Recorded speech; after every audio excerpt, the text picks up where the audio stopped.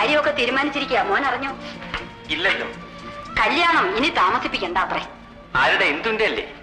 ഉണ്ണിയുടെ പരീക്ഷയും കഴിഞ്ഞു, കോളേജും അടച്ചു. ഇനി അങ്ങോട്ട് നടന്നോട്ടെ. എന്താ എന്നായാലും അത് നടക്കാനുള്ളതല്ലേ? എങ്കിലും ഇന്നേ ആയിക്കോട്ടെ. എന്താ ഇതൊക്കെ എന്നോട് പറയുന്നത് എന്തിനാ? പിന്നെ ആരോടാ പറയാ? ഉണ്ണിയല്ലേ കല്യാണം കഴിക്കേണ്ടത്. ആര്? ഞാനോ? നല്ല കഥയായി. ഉണ്ണി എന്താ കൊച്ചു കുട്ടിയോ മറ്റോ ആണോ? എന്റെ കല്യാണമാണെങ്കിൽ അത് കുറെ കൂടി കഴിഞ്ഞിട്ട് മതിയമ്മേ. ഇനി അതൊന്നും പറയാൻ പറ്റില്ല. അമ്മാവനെല്ലാം തീരുമാനിച്ചു കഴിഞ്ഞിരിക്കുന്നു.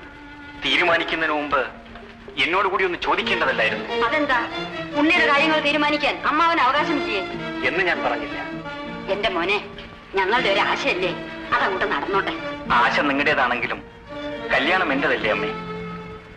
എന്റെ കല്യാണമാണെങ്കിൽ എന്തൊക്കെ ആയാലും കുറെ കൂടി കഴിഞ്ഞേ നടക്കും.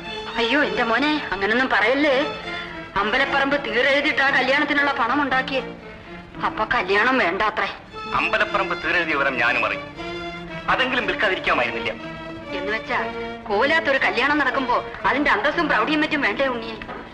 ഇപ്പൊ കുറെ ബുദ്ധിമുട്ടൊക്കെ ആണെങ്കിലും പണ്ട് രാജ്യം ഭരിച്ച കോവിലകായത് ഉണ്ണിക്ക് അറിയില്ലേ? അത് രാജ്യം ഭരിച്ചുപോയി. ഇതൊക്കെ ഇനിയും മറക്കാറായില്ലേ അമ്മേ? അന്തസ്സും പ്രൗഢിയും കാണിച്ച് കാണിച്ച് ഇനി എന്തുണ്ടമ്മേ വിൽക്കാൻ? ഈ വലിയ കെട്ടിടവും മുടിഞ്ഞ വളപ്പും മാത്രമുണ്ട്. അടുത്ത പ്രൗഢിക്ക് ഈ കെട്ടിടവും പൊളിച്ചു വിൽക്കേണ്ടതായി വരും. അമ്പലം വിറ്റ് കല്യാണം നടക്കുന്നു. എന്നിട്ട് പ്രൗഢിയാണത്രേ പ്രൗഢി. ഈ കല്യാണത്തിന് എന്നെ പ്രതീക്ഷിക്കണ്ട മോനെ.